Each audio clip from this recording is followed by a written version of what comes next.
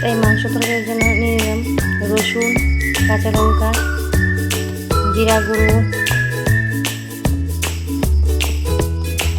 তারপর ধনিয়া গুঁড়ো, তারপর সেগুলোকে একসঙ্গে মিক্সারে গ্রাইন্ড করে নেব। সেই মশলাটাকে দিয়ে দেবো মাংসের মধ্যে।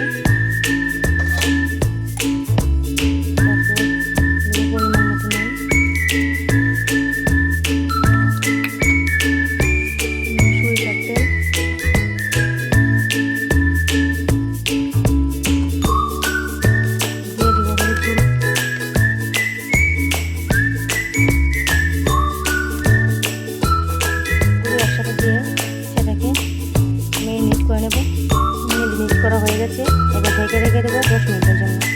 বসিয়ে তারপর তেল দিয়ে তার মধ্যে দিয়ে দিলাম পেঁয়াজ কুচি, ভাজা হলে তার মধ্যে দিয়ে দেবো ঢেকে রাখা মাংসগুলো।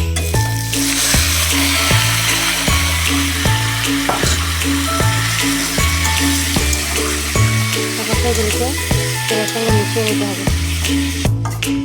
সেগুলোকে মিশিয়ে নিলাম, এখন ঢাকা দিয়ে দেবো। এবার ঢাকনা খুলে মাংসটাকে ভালোভাবে কষিয়ে নিতে হবে, কম আগুন দিয়ে, না হলে আবার নিচে লেগে যেতে পারে। মাংস টেস্ট করার একটা পয়েন্ট যেমন মশলা পরিমাণ মতো দেওয়া, তেমনি আরেকটা পয়েন্ট হলো মাংসটাকে ভালোভাবে কষানো।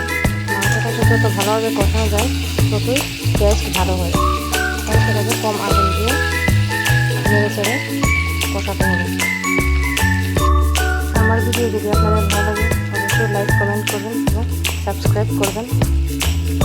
আমার মাংস কষানো হয়ে গেছে, তুলে রাখবো টেস্ট করার জন্য।